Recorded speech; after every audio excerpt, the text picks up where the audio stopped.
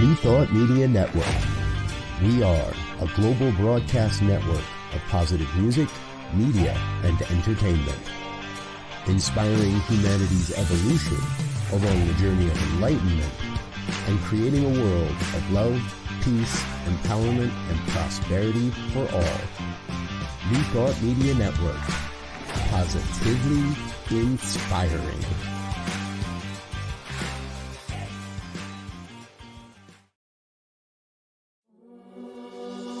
Free my mind, open my heart with the whispers of truth, to live a conscious life, to live a conscious life on the growing edge, on the growing edge.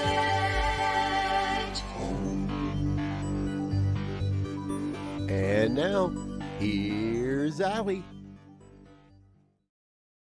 Hello and welcome to Growing Edge Live. I'm Allie Benjamin, and it is my great joy to be here every week having beautiful, wonderful conversations with soul-centered individuals that are channeling their time, their energy, their resources, their creativity, their joy into doing good work in the world and creating a more loving, peaceful, abundant world for us to live in. So today I have another amazing guest, Diana Soroka, and you'll get to meet her in just a minute. But I want to say hello to you wherever you are. I hope that you're having a beautiful, well, for me it's the morning, and maybe you're watching this as a replay. And if you're here for the first time, I'm really glad that you found us and that you're watching. And if you're back and you've been one of our regulars, I'm so glad that you're back. And I know that today's conversation will inspire something within you, because here at Growing Edge, we're sponsored by Satya, and the Satya Center is all about inspiring minds, healing hearts, transforming lives, and evolving consciousness. And so I know, because Diana is a very, very, very dear friend of mine, that she is going to do all of those things, inspire you, help your heart heal, and to expand consciousness and transform your life. So without further ado, here is a little about Diana. Diana is the founder of Wild Hearts, there she is, and a lifelong seeker of personal growth, blending her love for teaching, spiritual exploration, and the transformative power of the Enneagram. We have that in common. With over 30 years of experience as an educator and leader, Diana now guides individuals and entrepreneurs towards self-discovery, authenticity, and growth. Grounded in her deep belief that love is all there is, she inspires others to embrace life's adventures, both big and small, with creativity, purpose, and a touch of the spiritual. Through Wild Hearts, she nurtures connection, meaning, and the freedom to grow into one's true self. Welcome, Diana. Thank you so much. I'm so pleased to be here. Thank you for the invite. Oh, you're so welcome. We've been friends for a year and a half, 2 years now. Mm-hmm. And we met in a course that we participated in together, which was an Enneagram masterclass training and certification program. And so we have that in common. And we're also now working together, which I'm so, so excited about. And I've thought about having you come on, and this seems like the perfect time, because I know that you're really expanding into what you're doing. And really, I know that you write a lot, and you've been so prolific with your writing. And so I've really got a sense that this is the perfect time to bring you on to share some of the things you're up to and we're up to. And so where are you? Where are you at the moment? I am in a very small little town called LaConner, Washington, and I've just been in Washington for 2 years now.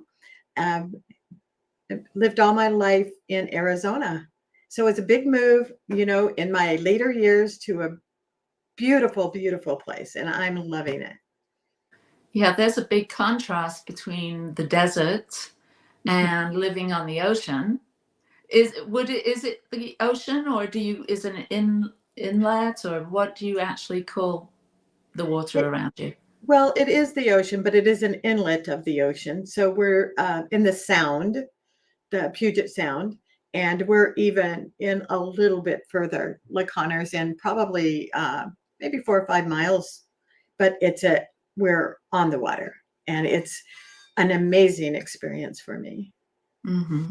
What are some of the big things that you experienced in moving from the desert to the ocean to being around all the water? Was it more of a physical feeling or more of an emotional contrast being in the desert versus being where you are?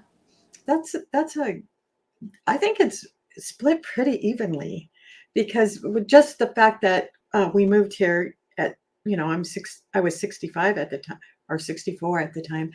And, moving away from where I lived all my life, my comfort zone, there was a lot of that letting go and excitement for the new. But so there was a emotional, and then there was excitement, and because of something new. And living in the Arizona, Arizona is a beautiful, beautiful state, and it has a little bit of everything. But what I realized is that the Washington has more grown up forests, more grown up mountains. They are like, it's a deeper green, lots of different shades and hues of green, and everything that grows is bigger and deeper. And so that's what I've learned here. And it's still, after 2 years, everywhere I go, I'm in awe. I see wildlife everywhere. We see eagles flying, and deer and elk and ducks and geese, and they're all just a little bit different than they were in Arizona. So it's a joy to Yeah. rediscover nature, I guess I would say. And then, of course, the water and the ocean and the wildlife there. It's all new and different, and just stops me in my tracks almost every day to take a look and take a breath and enjoy the moment. Yeah, it is so green. That's what really, my daughter moved to Washington um, some time, years ago now, but I went with her to help her settle in, and I was just astonished at the green, the trees, the whole feeling is so different than Yeah. anything I'm accustomed to green and trees. I've lived in the mountains, but there's something really special about that coastal feel. Yes. And maybe it's more humid. Yeah, there's a Yes. humidity. Absolutely. Yes. Yeah. So, well, I'm glad that you're there and you're loving it, and it's been a big transition for you. Yes. And I'd love to go back a little further so our guests can get a sense of who you are.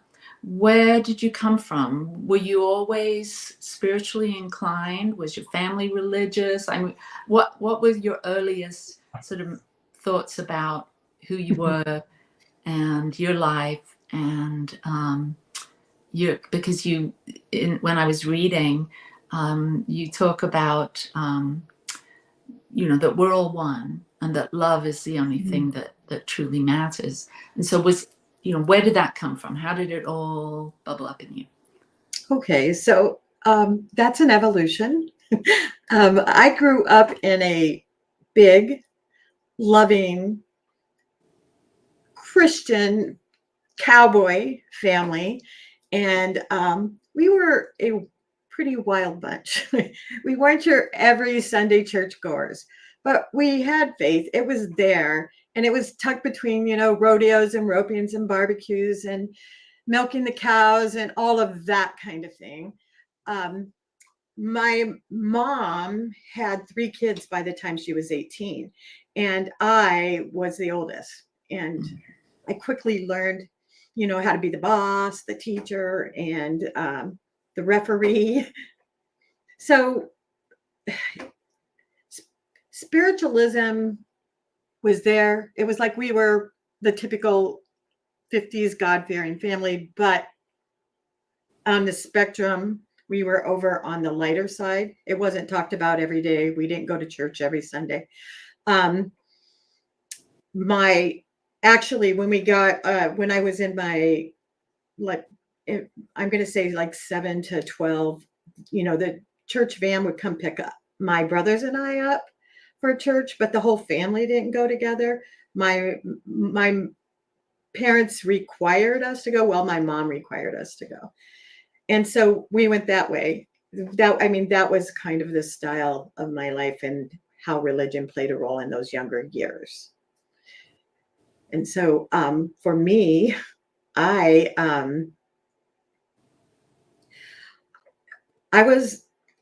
were some things that happened to me around the age of 8. My mom had divorced when I was younger, and at 8, she remarried someone who my stepfather kind of changed the trajectory of our life.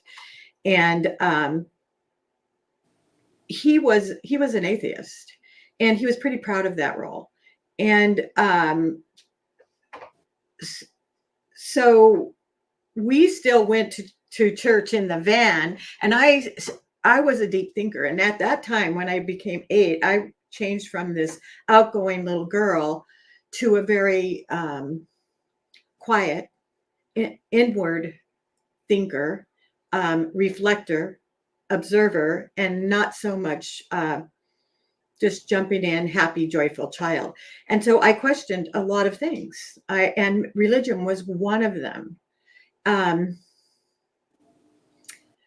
So I was really curious. I questioned everything. I read about religion, about faith, about everything. And I had this deep need to understand the universe. I wanted to figure it all out, even at that young age. And I honestly thought that I could solve the world's problems.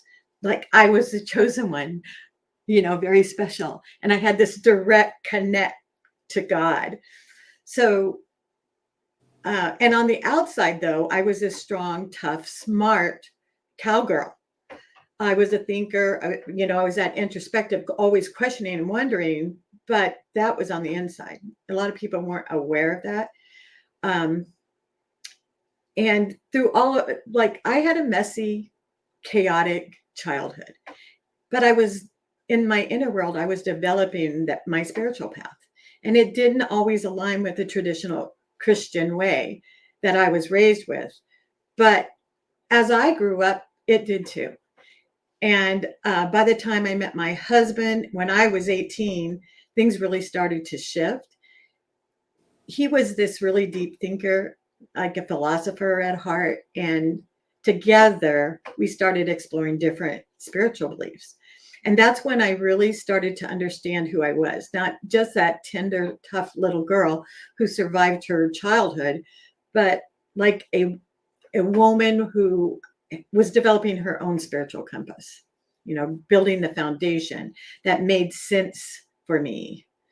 And that's where my spiritual beliefs really began to take root. It was not in the chaos, but because of it, I think. And so who were the biggest influences, do you think, in your early days when you were still at home? Were there, maybe it was your mother, but maybe there were other family members, preachers, teachers, or friends that had left a significant imprint in your heart and mind?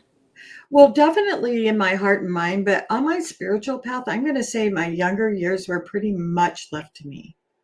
In my life, though, I was very close to my family. I mean, I have a zillion stories and fun and some not so fun. You know, my uncles, because my mom was 15 when she had me. She was the oldest in her family. She had 4 younger brothers who were behind her. So they weren't that much older than me. But they were old enough to have a significant impact on me and to probably make my childhood uh, a lot more fun than it probably should have been. So yeah. So Yeah. my grandparents, my uncles, but I didn't like have what we moved a lot. So there really wasn't a lot of I didn't have a lot of time with just any one person. So as a youngster. So when you mentioned that at some point when you started to sort of turn in more inward and do a lot of personal, inquiry and studying, the world around you, that you had a sense that there was something within you that wanted to help others or save the world, I think you said. So how did that manifest as you matured, as you got married? When did you marry and what age were you then? Yeah. So I married when I was 19, just before I had my son at 20. So, and that was with the man I mentioned before. He was he was a soulmate for me for sure. And he was together. He and I would just dive in and explore. We'd go to different New Thought churches at the time, and that was in the late 70s and 80s. And so it was, it was like in people's garages or extra rooms or warehouse somewhere. There weren't a lot of them around, but they were fascinating, and I learned a lot from every single one of them. And when I was a child, though, I don't know where my sense of confidence came. It probably came from just the way I was raised about, we were tough, we made it through, we pushed through, put the blinders on, did what needed to be done. And I think that I replaced any fears and insecurity I had with that. Like, I had all this support around me in that way, but there was a lot of things also going on at home with this stepfather that I chose not to deal with, or I didn't know how to deal with, and I wasn't going to talk to anyone about it, and I didn't. So, when I look back at it now, I think that it was probably some kind of survival technique, that I developed this sense of calm, this sense of strength, and I can get through anything. I also developed that conduit to God, to that. And I wasn't sure exactly what God was, but to me, God was my dear friend, that friend that maybe when I moved from one place to the other was always there with me, even if my friends weren't anymore. So I felt like I had a special relationship always. Mm-hmm. And so that really helped me to make it through anything and to not feel alone and to feel confident I could do anything. Mm-hmm. So that special relationship, can you talk a little bit more about that? Because I think that, a lot of people that don't follow the traditional Christian or religious path, but have their own personal relationship with God or the divine or the universe, whatever you call it.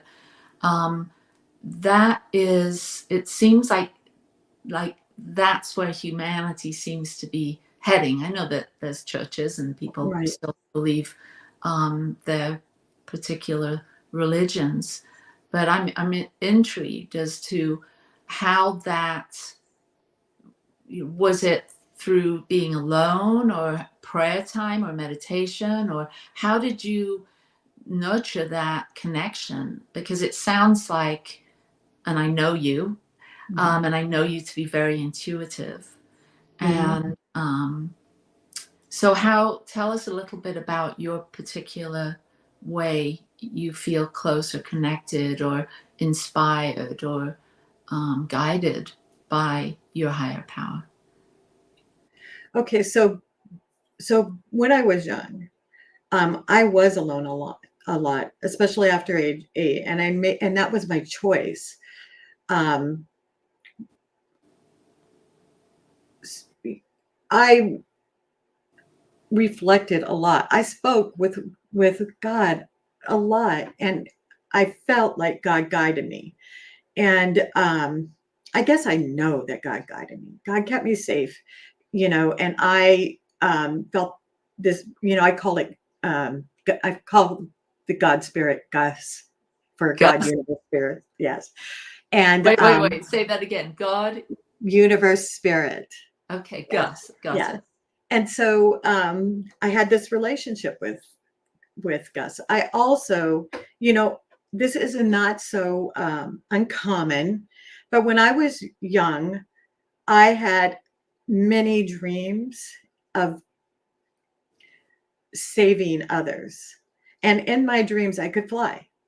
And I believed I could fly. And now I know that more than likely this was a survival, strategy. But at the time, I believed it.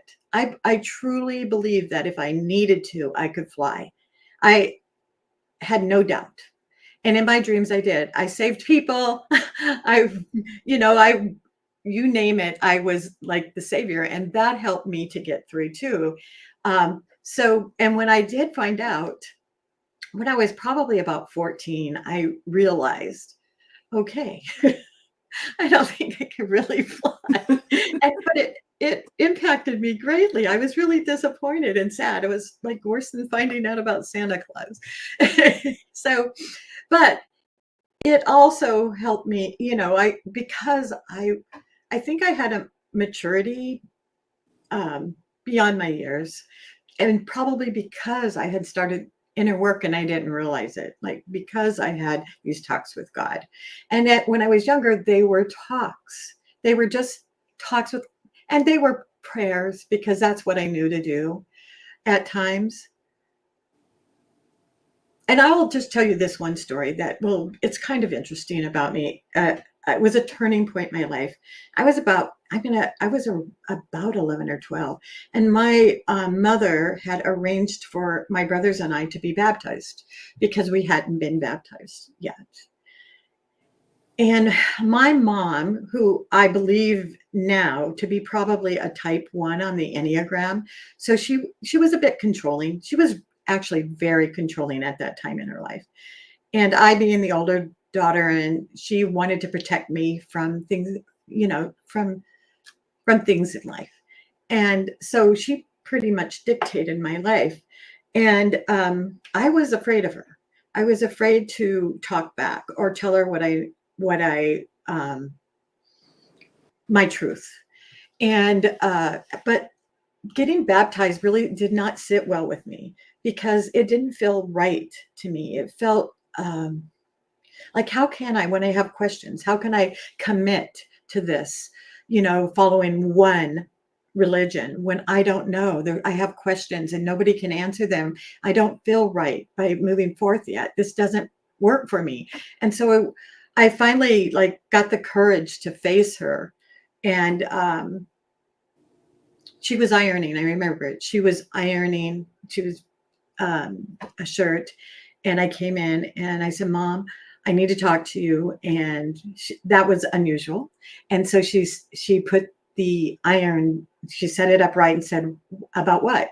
And I said, "I don't want to get baptized." And I was so scared. I was really scared because I did not know what was going to happen. And she turned and looked at me with a very serious and kind of angry face that said, "Why?"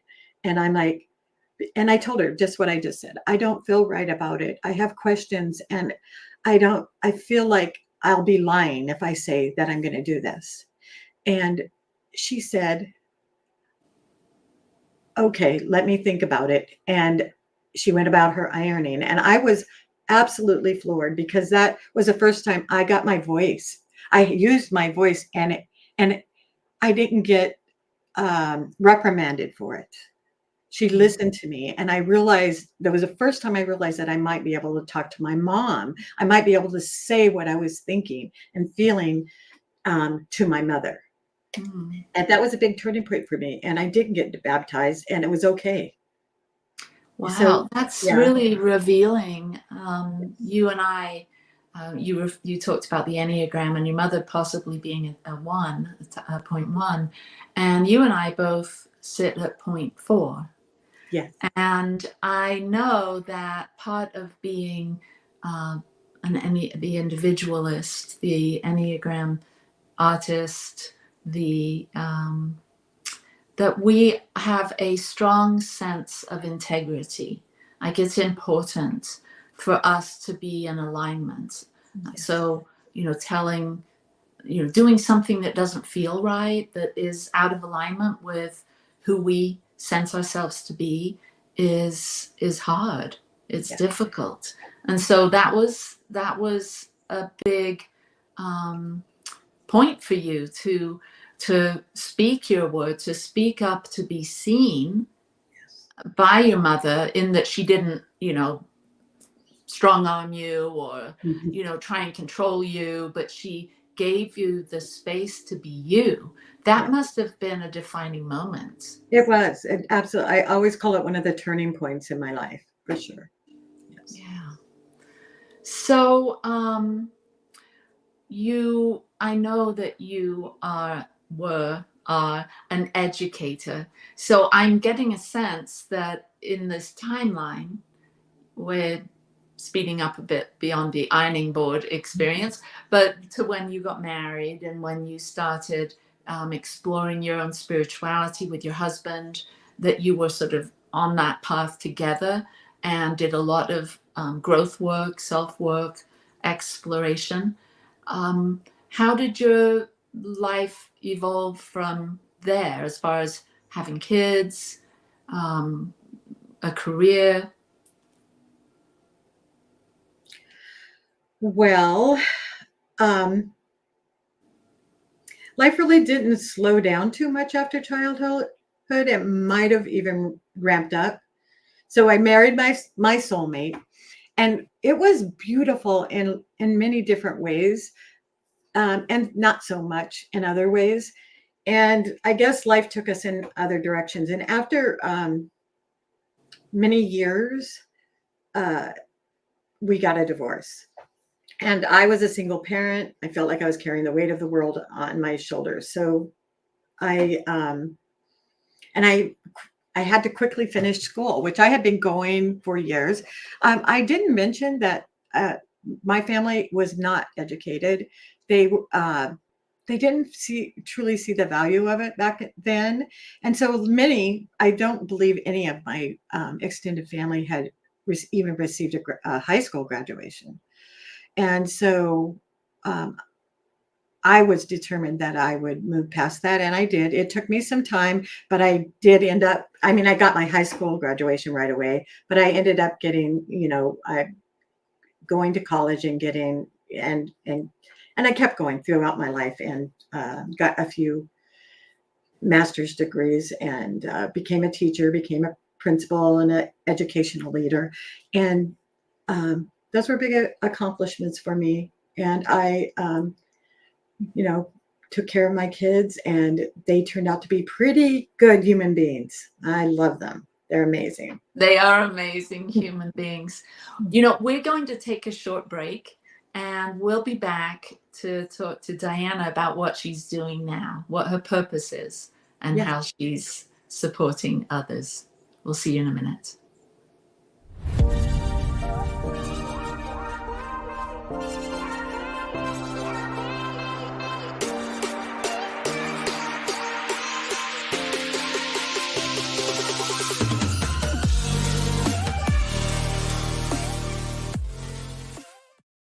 Please help us say thank you to our organizational sponsors, including the Hefferland Foundation, Affiliated New Thought Network, International New Thought Alliance, Science of Mind Archives and Library Foundation, Center for Spiritual Living Denver, Center for Spiritual Living Midtown, New Thought Philadelphia, Planned Happiness Institute, Summit Center for Spiritual Living, One Heart Retreats, Center for Spiritual Living on the Lake, Unity Kitchener, Unity Spiritual Center Ottawa, Om Center for Spiritual Living, Satya Center, Begin Within Ministries, Center for Spiritual Living North Jersey, Unity of Savannah, and the Center for Spiritual Living Seattle, as well as all of our individual donors. Thank you for being part of the New Thought Media Network. Please like, share, and subscribe. New Thought Media Network, positively inspiring. New Thought Media Network is on the rise. We're looking to grow with you. Do you have technical media experience or perhaps a desire to learn? Are you willing to volunteer your precious time and attention? We share this message to benefit all.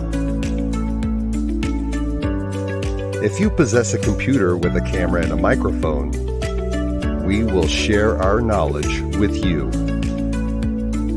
Behind the scenes or being the star, let us bless our one. Contact us at info@ntmedia.org.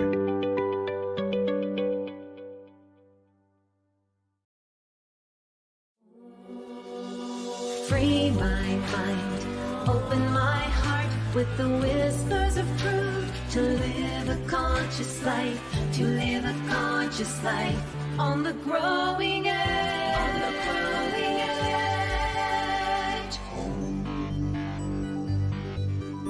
And now, here's Allie. We're back. Mm-hmm.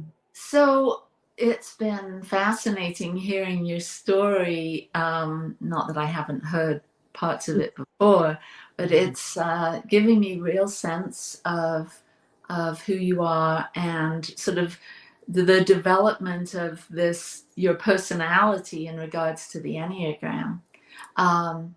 Maybe you could share a little bit about what you do now with Wild Hearts, and maybe a little bit about how the Enneagram, understanding your type and the study you've done on the Enneagram, how that impacts what you're doing now. Yes. So I have to start at a big fall I had, a big dip in the road for me. And that was, after the kids had left and I had, I was starting to experience life as not motherhood not being my total focus, or I guess my major focus. And I went through this time of loss, actually, but shortly after. And I lost, some beloved members of my family. I guess over a 7-span year. Yeah, I mean, a 7-year span of my life. I had one loss after another, and each one just seemed a little bit more personal than the last one.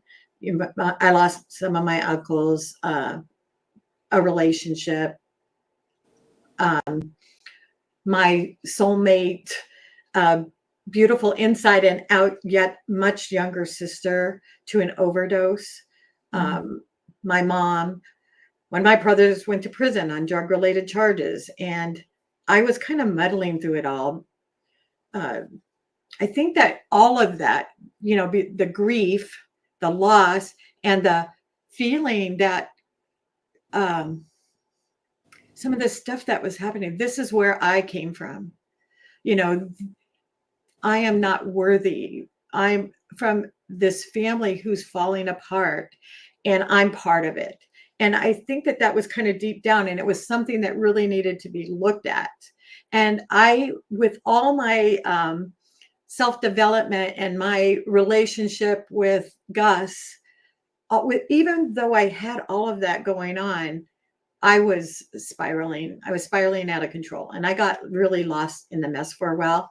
And I wasn't a so well, I say that you know, I was muddling through all the mud, blood, and beer, like old cowboy song. But I really wasn't a drinker.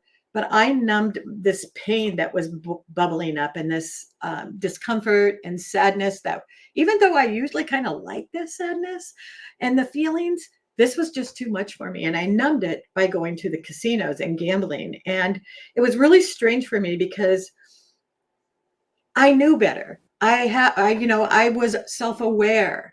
I had this direct conduit to Gus, but I was spiraling and I knew it. And I could even talk about it. I went to counseling and I went for grief. I went for gambling. I was praying all the time, and I was still digging myself in, going further and further down. I wasn't sure what to do. I didn't know what to do. And I was like really disappointed in myself. And there were days when I just couldn't even look past that grief. And I kept having lesson after lesson after lesson, but not really learning. And so something happened. Somebody recommended that I go to an Enneagram workshop, which I did. And it was another turning point. I saw this older woman fall down on her knees sobbing for something that happened when she was a child. And I also saw the leader of the Enneagram group who had worked with this woman, knew her type, and used it to guide her, to help this woman to connect the dots and to come through this and come out of it like lighter and liberated from this light bulb that just went off, and this uncovering. And I was so touched, like deeply touched by that. I could not get it out of my head, even though I didn't grasp on and jump at the Enneagram right away. Over the next year, I read some books. I went to this Enneagram coach, and I started learning about myself through the Enneagram, which was a way different perspective than I had ever looked at myself. So it was a long process for me. And but I came out on the other side, and I feel like I'm less than perfect, and I'm absolutely okay with that. I'm grounded, I'm grateful, and I'm joyful. And my life is still full of stories, and stories that are still, messy and beautiful, and everything in between. Like, I'm curious, I'm learning, I'm evolving. I'm not perfect, but I have a certain confidence and grounding because I know myself at this level that is, it's deep, and it's accepting and non-judgmental and pure. And I'm okay. I'm good. I'm good. And I can laugh at myself. And I find that you and we laugh at ourselves as type 4s all the time. And we're okay. We've accepted this. I think is the story, the truth in loving yourself, is knowing yourself at that down and dirty, amazing, pure level, and knowing that it's okay who you are. Pretty Yeah. beautiful. That's so beautiful to hear. And I can see that in that journey, in that painful, dark, and joyful and light journey that you took over the course of your lifetime, that you've been through so much in your life. And there's a lot that obviously our viewers don't know, some of the things that you've been through, but we can feel it through you telling us your story. And for you to be able to do the work, to find acceptance and understanding and learn to love yourself, even though, as you said, you're not perfect and you're not always, on that leading edge of your own becoming, in a positive way. When we can have that depth of knowledge, that self-awareness, and then channel what we do know to support others, there's something that happens in people can trust you, people see you, people relate, because you're able to articulate that journey, that growth, that self-discovery in a way that must give your clients a deep sense that you're someone that knows and can walk alongside them through their own journey of discovery. And so share a little bit about the work that you've been doing with women, and what you're doing now to support people, because I think, as you've sort of underscored several times, this was a transitional period. You are, as you look back over your life, you're able to see those points of transition. And you and I are close to the same age. And so we've been through many decades of our lives, and we've seen lots of new chapters, transitions, changes.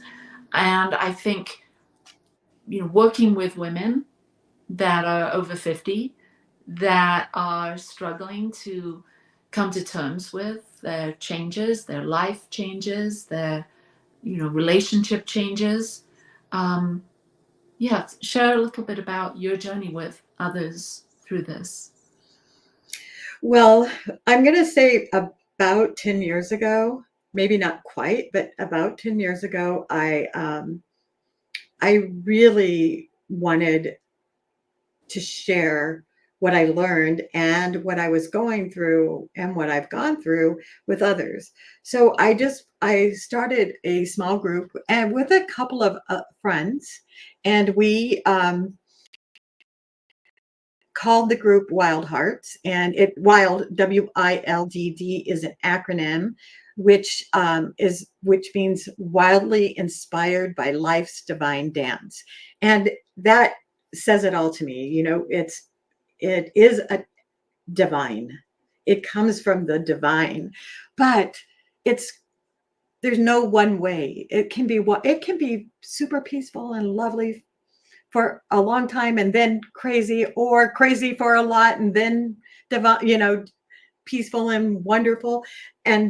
But all of it is an amazing adventure, all of it. And it's, so anyway, we put this group together, and we started meeting at libraries and coffee shops and my living room. And then it expanded to online, and we had a bigger audience, a bigger group. And I'm a storyteller, I found, and I do love to write. So I blog. I've written a lot about my life and my childhood in my blogs, and in recent years more about how the Enneagram has influenced my growth.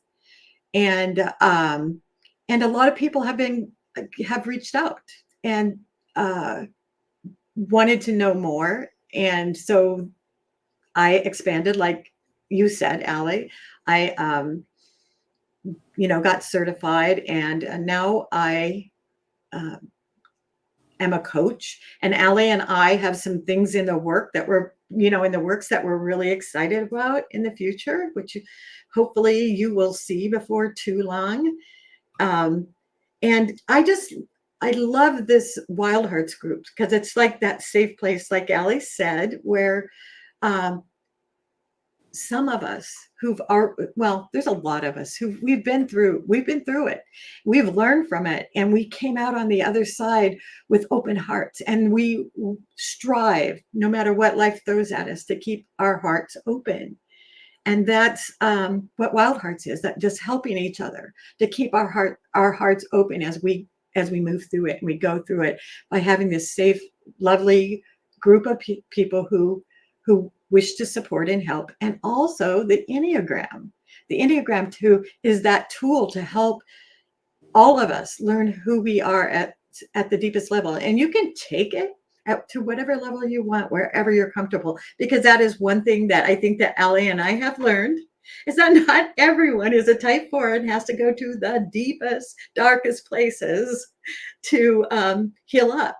But it's whatever you need, what your particular needs are. And that's what's, I guess, beautiful about it. Yeah. Yeah, I think it is a beautiful journey. Like you, I've been on a journey of self-discovery and walking a spiritual path for all of my adult life. And I was introduced to the Enneagram several years ago, but never really dove too deeply into it until a couple of years ago when I found it through my therapist had mentioned it and works with it. And for me, I think one of the greatest gifts that on the path of self-discovery and using the Enneagram as a tool to really understand ourselves and see ourselves how we are really two.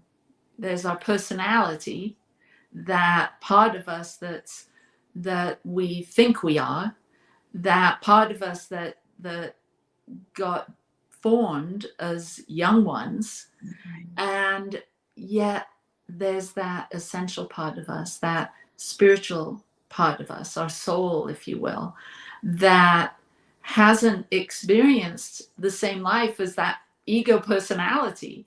Because there's this part of us that, like you mentioned, the 4s can be deeply feeling, and these are my words, quite dramatic sometimes, and love to go deep, and are seeking to find belonging with others and connection and authentic connection like that, and also have an eye for beauty and aesthetics and things to feel right.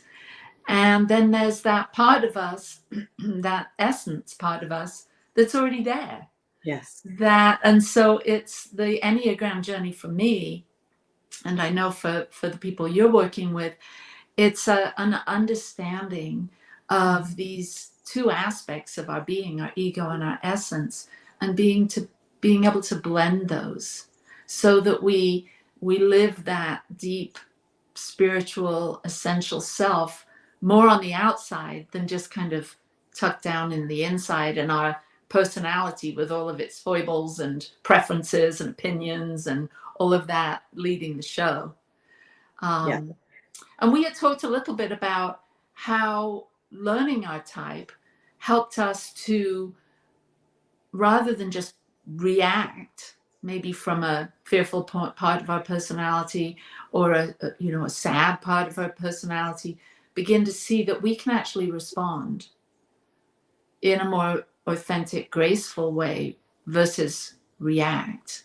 So I'd love to just talk about that a little bit. So when you discovered your Enneagram type, when you started really, deepening on your spiritual path, and you could see, as you reflected back in your life, how you're in an unhealthy time or an unhealthy space, how you maybe had that reaction that didn't get the results that you were hoping for, versus now that you can see it, you're able to respond with more authentic power.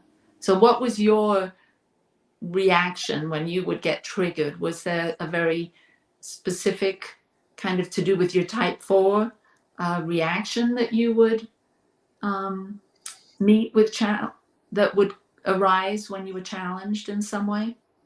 Well, I think for me, a lot of times it was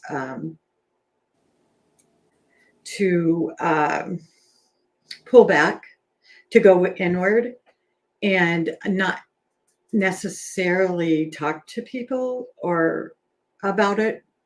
And I I think I learned a long time ago the pause that you're talking about, that pausing between reacting, between action and what you do.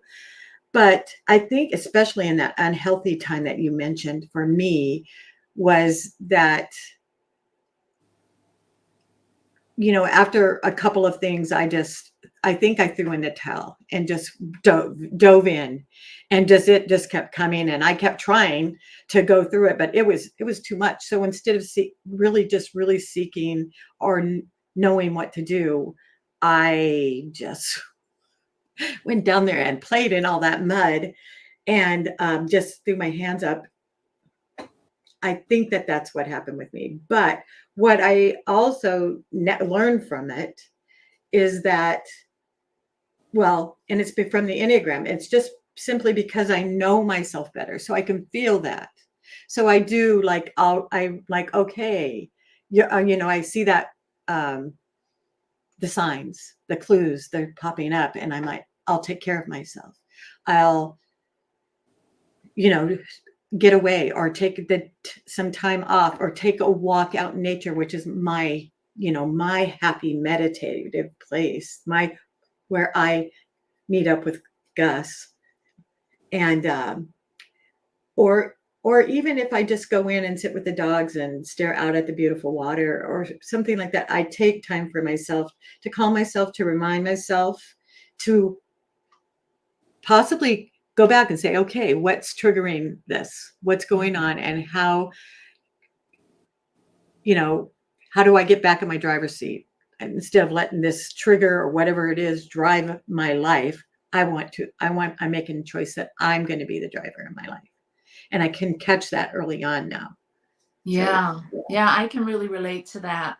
I know for me, when I'm in an unhealthy place, or or I'm exhausted, or that I can slip into that personality, which can take things really personally, and be offended. And I also feel that when I'm in that place, there's also this sense that there's something missing. Mm-hmm. Like there's some idealized life or experience. And if I only had that, then everything would be better. I'd feel more centered in myself. I'd have a closer relationship with God. My friendships would be buzzing along in a happy, joyful way. My family, we'd be getting along. And so I've noticed that I do have this idealized idea of what my life should feel like and look like. And I would react to that, things not being the way I think they should be, by, like you said, withdrawing. I would become melancholy, and I can still feel that tug if things aren't going the way I want them, or if I'm, I have a great imagination, and if I have an idea of what, I want to happen, and I've got a big vision that I'm working on, but it doesn't come, at the time I think it should, or how it should in my ego's sense, then I can have this sense of disappointment and discontent. And I have battled with that my entire life. So discovering the Enneagram for me, there was this like, oh, you mean that's not really me? That's the programming. Like, I don't want to discount it, that there isn't a longing for something more, or I do miss particular things, but I don't have to let it, like you said, run my life. It's like, oh, there that thing is, there's that discontent. But if I become still, centered, like you said, go out in nature, then I can find that true soulful essence that knows that there's nothing missing, that everything's coming together just as it needs to be. There's divine right timing occurring. But when I'm in the grips of the ego, it's like none of that seems obvious. And so the reaction for me is sadness and withdrawal. Yeah. And I think too that something for me is that I see that emotional intensity as a little different now. My perception's changed, and that I can use it as well. I use it. It's part of my process now. I use it for energy or for fuel to become, to guide me and to drive me to that self-reflection. Like, why am I feeling misunderstood? You know, what's really going on here? And so I can take it and turn it more inward instead of outward, or, you know, like putting it off on other people, like they did this or they did that. And I'm like, oh, why am I feeling this way? And that changes everything, doing it, you know, being able to look at it from that viewpoint. So I'd love to, people can get a hold of you from your website, right? Wildhearts.com Yes. with 2 Ds. And you work with people in discovering their Enneagram type. And then what? What happens once you work with a client, you guide them to find their type, because we select our own type. You don't Right. take a test and are told what type you are. So what happens next when someone's Once they know their type, well, I guess the next step would be to dive deep into that type, the characteristics of that type, so that they can discover and share how it shows up in their life, how they see it in their personality or in their actions or their feelings. And then they can decide, you know, it's going to be up to them where we go from there, you know, because they know what they want to work on. And so some people are like, okay, I have a relationship and I'm struggling with it, or I have this situation with work, or I want to repair this relationship with my child. It could be like, I am very insecure with with giving presentations or something in my life, and I really want to get over it. I know better, but I can't seem to get through it. Beautiful. Well, I always end my podcast with this question. We've all heard the song, "What the World Needs Now is Love, Sweet Love." And just in a couple of words, Diana, what do you think here at the growing edge, our evolutionary edge right now, what does the world need?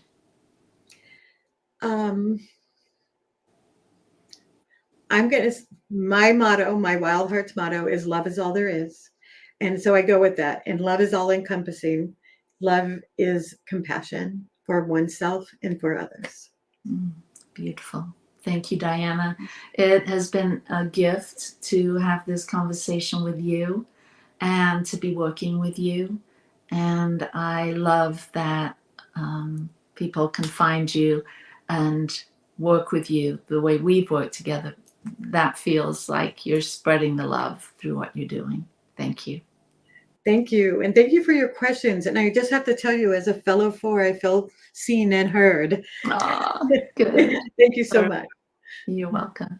Thanks, everyone. We'll see you next week. And my guest will be Michelle Medrano. Peace and blessings. Lots of love. Free my mind, open my heart with the whispers of truth, to live a conscious life, to live a conscious life on the growing edge.